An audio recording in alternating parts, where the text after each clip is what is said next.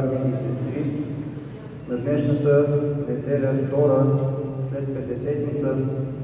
празнуваме паметта на всички светии, просяли в земите, в които живеем, просяли от нашите предци. След като миналата неделя празнувахме паметта на всички светии,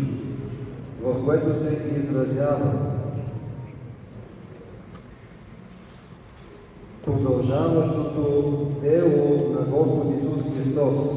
за просвещението, освещението и спасението на човешкия род, днес празнуваме по-специално тези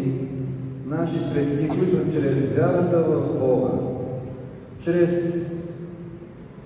стремежът да живеят по примера, по който Господ Исус Христос ни показа и ни заповяда,